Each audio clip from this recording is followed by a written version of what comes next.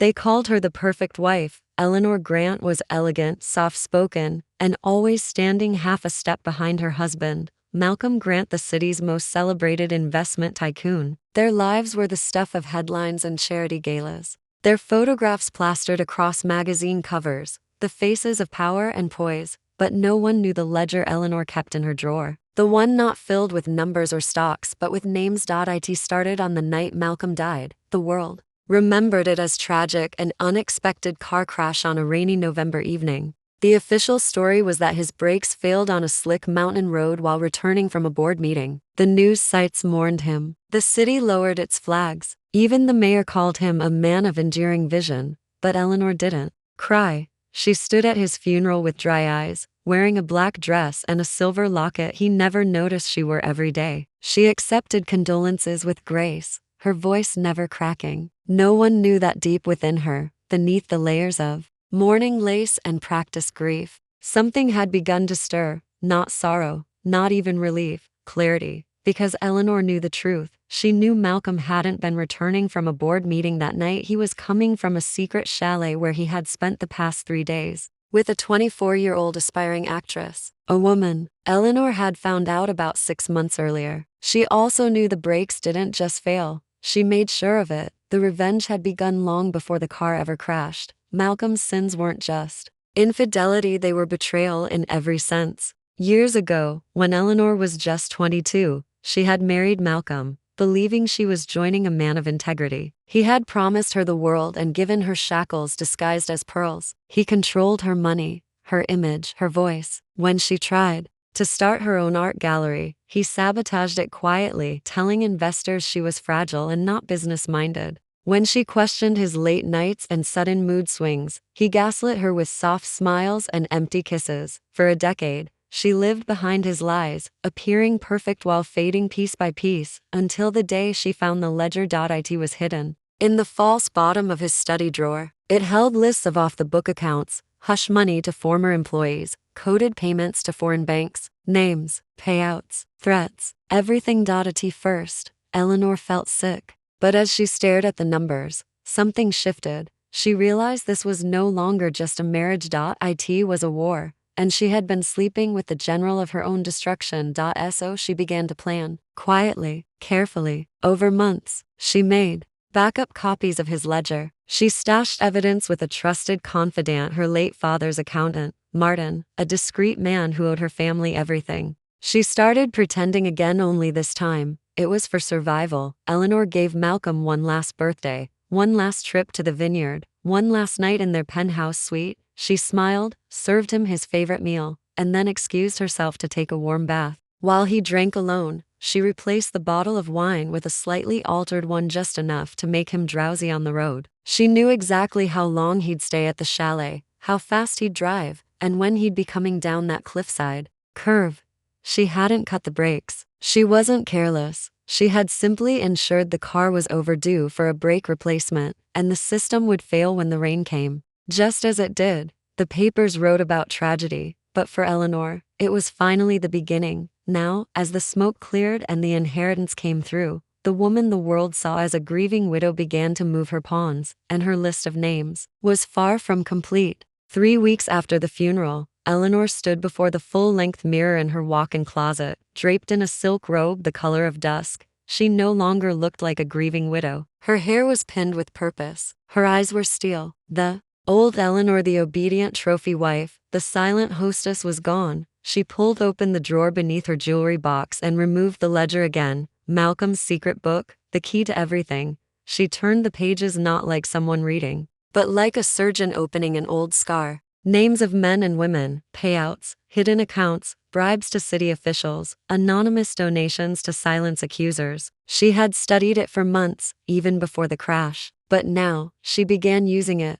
Her first target was Gordon West, Malcolm's attorney and the man who helped him build fake shell companies to drain money from philanthropic ventures into offshore accounts. Gordon had always treated her like decoration, never bothering to hide his condescension. She remembered the way he called her Ellie, as if that stripped-down nickname could shrink her into something harmless. Eleanor knew Gordon had one weakness: his pride. And his secret, a discreet donation from the Eleanor Grant Foundation, newly established, sponsored an anonymous tip to an investigative journalist at the Herald Sentinel. Attached were verified documents from the ledger and a link to bank statements, showing Gordon's signature on unauthorized fund transfers from a cancer research nonprofit Malcolm once chaired. Within days, Gordon was under investigation. The press devoured the scandal like wolves, and Eleanor watched from her sunlit kitchen, sipping Earl Grey, as the man who once smirked at her from marble desks was walked in handcuffs past the very courthouse Malcolm used to donate to. She wasn't finished. Helen Marlowe, Malcolm's former public relations manager and his longtime mistress, the actress, wasn't the first. Eleanor had endured years of parties where Helen smiled too long at Malcolm and dismissed Eleanor like a ghost in her own home. But Helen was more than just an affair. She was the one who leaked false rumors to tabloids whenever Eleanor asked too many questions. She had spun lies about Eleanor's breakdowns and paranoia, crafting a perfect narrative for Malcolm to hide behind. Eleanor didn't send a letter. She sent an invite. Helen received a personalized envelope for a new charity gala hosted in Malcolm's name, one honoring women's empowerment and recovery. Flattered and clueless, Helen arrived immediately. The night of the event, Eleanor made her grand entrance in an emerald gown, hair swept into a crown-like twist. She stood on the stage and addressed the crowd, smiling warmly. "I know many of you remember my husband as a man of vision, but tonight is not about the past. It's about women who were made to feel small and refuse to stay that way." Applause rang through the hall. After dinner, every attendee received a gift envelope inside, a copy of a leaked email chain between Helen and Malcolm, discussing media manipulation, payouts, and a silenced harassment victim from the firm. Helen opened hers, went white, and fled before dessert. The headlines the next morning read, "PR Queen falls in Me Too cover-up scandal, wife of late tycoon breaks the silence." Eleanor simply returned to her balcony, letting the morning wind tangle her robe as she read the articles without blinking. And then came the final name and phase one of her plan: Warren Blake, the man who had introduced her to Malcolm at a gala 12 years ago, a financial partner, a whispering shadow behind many of the accounts in Malcolm's ledger. She had once trusted Warren. He was her father's friend before he passed. But after the wedding, Warren had changed. When her gallery failed, Warren was the one who advised Malcolm to pull her funding. He said it was for the family image. Eleanor traced his transactions for weeks, found the falsified audits, the siphoned shares from companies Eleanor now legally controlled as Malcolm's heir. But Warren was cautious. He didn't go down with scandal.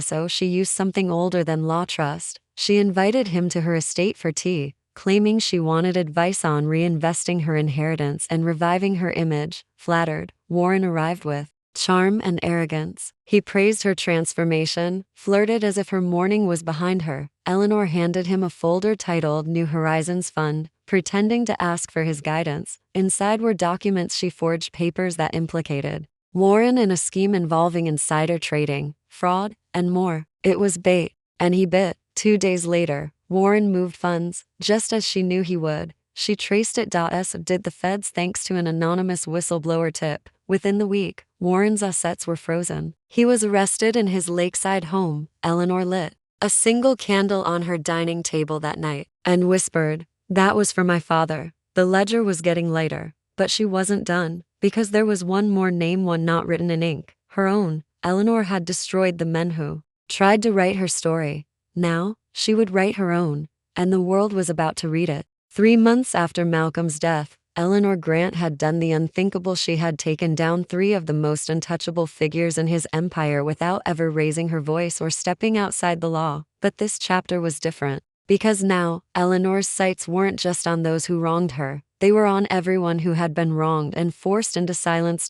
In the city's financial district, a woman named Ava Kim watched from her office as news about the Warren Blake scandal scrolled across the ticker on the building across the street. She'd once been a junior analyst at Grant Holdings, fired after refusing to adjust numbers for a creative audit. No one had listened when she raised concerns. HR called her too sensitive, and the firm blacklisted her, until Eleanor called her personally. Eleanor didn't just apologize, she offered her a job. Ava was now lead investigator for the Grant Trust, an entity Eleanor created using part of Malcolm's recovered estate. It was more than a foundation. It was a weapon, a shield, a sanctuary. It funded lawsuits against corrupt firms, backed whistleblower protection, and gave silenced voices the microphone they were never allowed to hold. And at its core was the ledger. Eleanor didn't hoard it. She digitized it, encrypted it, and turned it into a secure vault of corruption evidence tied to dozens of powerful figures. Names that could destroy industries. She called the system the Ledger Initiative, and she made sure it couldn't be used without consent from those who had been hurt.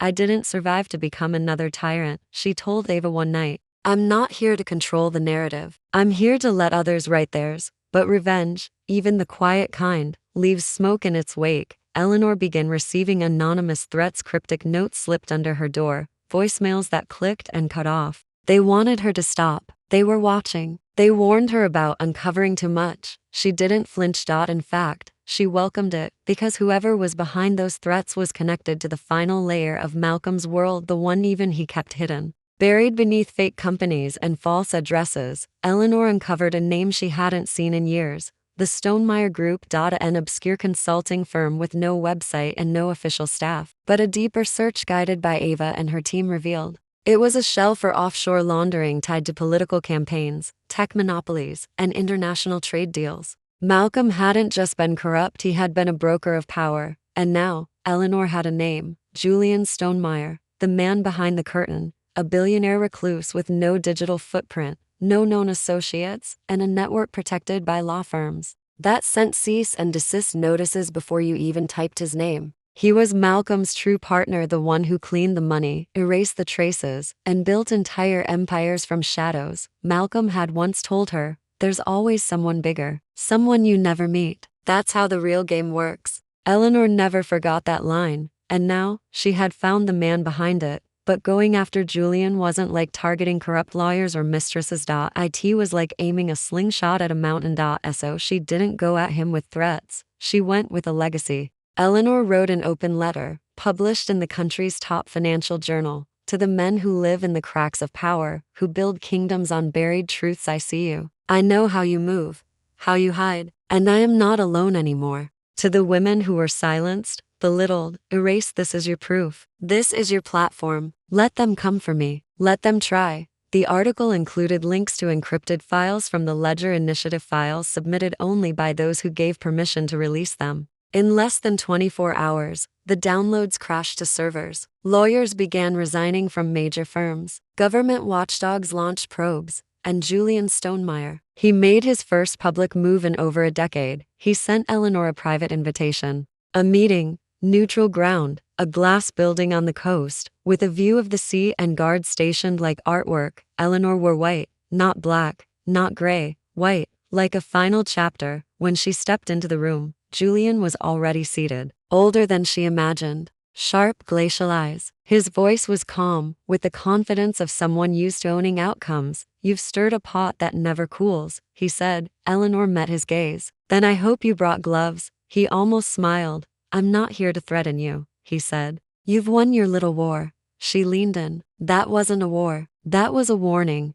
Julian's expression shifted slightly. What do you want, Mrs. Grant? I want you to know, she said, that there are no shadows left big enough to hide in. That your silence isn't power anymore. It's just proof. She stood and left the folder on the table. Inside, a master list of over 30 women and men, all wronged, all verified, all ready to go public. Julian didn't pick it up, not right away. But Eleanor knew he would, and when he did, when he felt the weight of the names inside, he would know the truth. The widow's ledger wasn't a book of revenge. It was a revolution. Julian Stonemaier never replied, not directly, but within a week of Eleanor's meeting, 3 of his affiliated firms shut down overnight. Regulatory investigations into his offshore trusts escalated. A well-known politician quietly withdrew from an election after Eleanor's foundation revealed their illegal funding source, one tied directly to Stonemaier's laundering machine. And yet, Eleanor didn't celebrate, not with champagne,